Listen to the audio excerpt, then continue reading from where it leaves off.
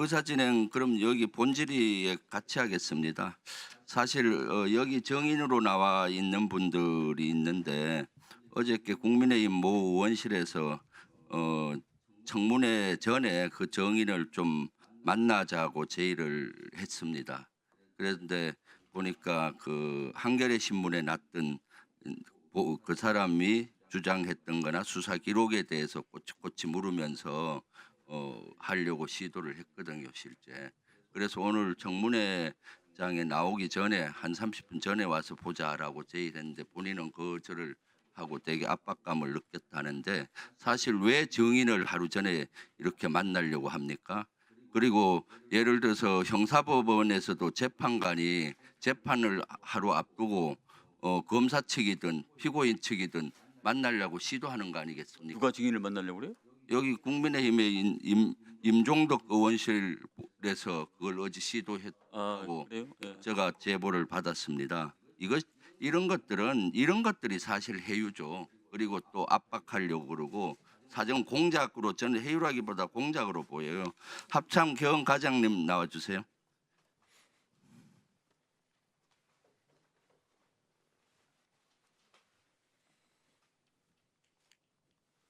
네, 합참 전 경험과장입니다.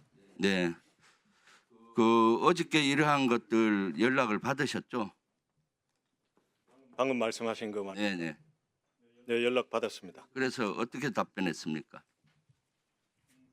일단 그렇게 하는 건 할 수 없고 정상적 절차대로 그렇게 하기를 원한다고 했고 30분 전에 와서 미리 보자고 했는데 오늘 30분 전에 미리 오지 않았습니다. 네. 그리고 합참에서 본인이 여기 한겨레 신문에 났던 내용에 대해서 그러니까 꼬치꼬치 묻고 그랬죠. 네, 법적 근거가 뭔지 자기 주장을 하면서요.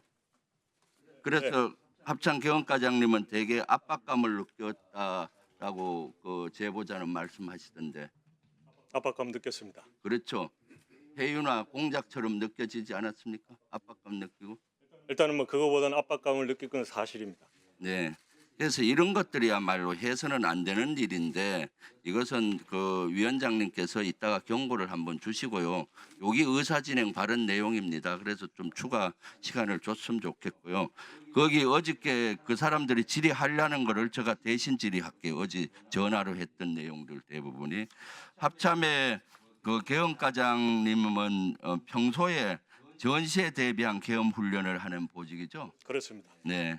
그래서 사실 합참에서 계엄에 관련된 최고의 권위자잖아요. 권위자가 되려고 노력하고 네. 있습니다.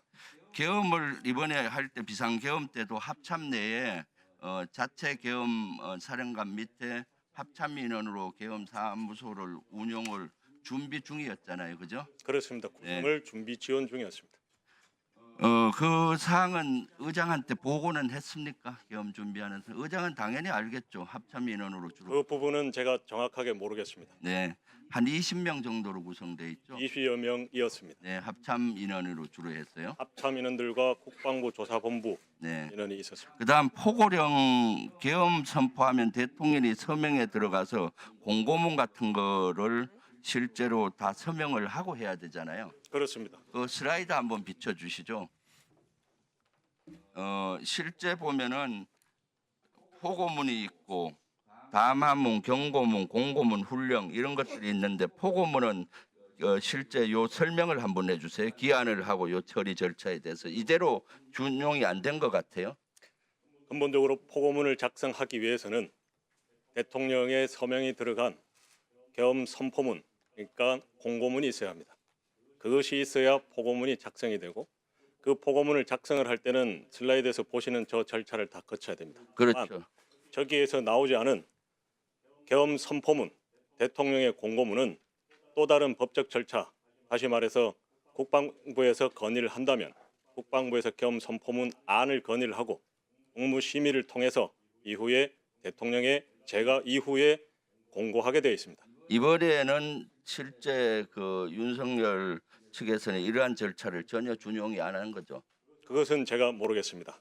제가 명확하게 말씀드릴 수 있는 것은 그렇게 언론에 나온 그대로 서명이 들어간 대통령의 계엄 선포문인 공고문과 그리고 이미 포고령 1호가 발령되었다고 하는데 당시에 합참 계엄과장으로서 지원 임무를 간 저는 그 서명이 들어간 계엄 포고령 1호도 보지를 못했다는 게 팩트입니다. 그렇죠. 실제 서명 들어간 것들 못 보고요. 네, 그리고 포고령도 그 합참 과장은 전혀 못 봤다는 거 아니에요? 포고령도. 포고령을 서명 들어간 걸 일체 보지 못했고 차후에 거의 계엄이 끝나가는 즈음에 다른 곳에서 복사본, 서명이 되어 있지 않은 복사본을 본 적이 있습니다. 그래서 이번에 사실은 그리고 계엄사령관이나 부사령관 합동수사본부장 임명도 대통령이 해야 되는데 임명장 받습니까? 임명장을 주게 돼 있잖아요. 어떻게 돼 있나요? 임명장은 뭐 꼭 저에게 줘야 되는 것은 아니지만 네. 그 부분에 대한 임명장을 저는 보지 못했다라는 걸 말씀을 드렸습니다. 부사령관이 누구였는지 합동수사본부장이 누구였는지 언제 알았습니까? 그것은 다 상황이 종료되고 알았고 다만 계엄사 부사령관 정진팔 장군이라는 것은 작전회의실에 도착했을 때 그때 이후에 알게 되었습니다. 그러니까 이번에 사실은 비상계엄 당시에 합참에서 헌법과 계엄법과 그걸 구체하는 업무 편람에 이런 절차가 나와 있는데 절차를 전혀 준용이 안 돼 있다. 이 포고문과 포고령과 관련되는 거는 그렇게 봐도 무관할 것 같아요. 실제. 일단 그런 부분은 제가 판단할 영역을 가지고 있는 그대로 팩트만 일단 다 말씀을 드렸습니다. 네, 들어갔어요. 다음 저기 이경민 우리 수방 방첩사 좀 나와주세요. 아까 위원장님 한 1분만 더 주세요. 아까 제가 그랬으니까요. 네, 방첩사 네, 참모장입니다. 네. 슬라이드 한번 띄워주세요. 그 다음 슬라이드. 저 문서는 언론 보도에 의하면은 방첩사령관이 12월 4일 날 비상계엄이 해제된 다음에 실패돼서 흔적을 지우기 위해서 지금 이경민 그 당시 참모장한테 지시를 해서 작성한 문서로 나와 있는데 저 문서 작성했습니까? 예, 제가 지시 받고 자필로 작성해서 사령관한테 보고한 바 있습니다. 어떻게 사령관?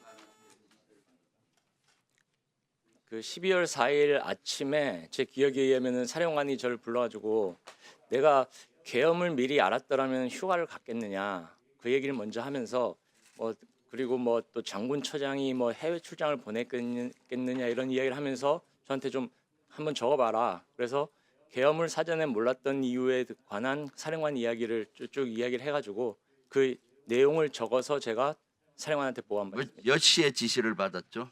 시간은 정확하게 기억이 안 나고 대략 오전 아침 정도인 것 같습니다. 12월 4일 아침에만 실패를 하고 거의 예, 그 됐고 이유입니다. 예. 그다음 저걸 작성을 해서 보고 시점은 언젠가요? 오후 정도 되는 것 같습니다. 오후에 했고 그럼 저것을 출력을 여러 분 해서 나중에 다른 사무실에서 출력본이 압수수색 과정에 나왔잖아요. 그 전 과정을 예. 제가 시간이 없으니까 예. 좀 설명을 조금 구체적으로 해주세요. 예, 그래서 제가 그 지시를 받고 제가 그 수첩에 그냥 대강 메모한 것을 가지고 제 사무실에 와서 그 A4 용지에 다시 자필로 적었습니다. 자필로 적어서 오후에 사령관한테 보고를 하니까 사령관이 조금 수정을 하더니 이것을 타이핑을 해와라. 그래서 그 문서를 가지고 나와가지고 그거는 참모장 업무가 아니라고 생각했기 때문에 제가 비서실 중령한테 그 내용을 전달하면서 이거 타이핑해서 비서실에서 사령관님께 보고 드려라. 그렇게 하고 내려왔습니다. 제가 판단하기에는 흔적 지우기는 아닌 것 같습니다. 그 당일날 행적에 대해서 그냥 쭉 정리하는 차원이라고 생각을 했습니다. 예, 그렇습니다.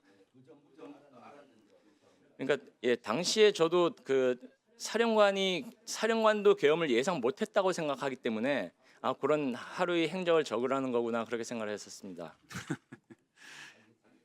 예. 네.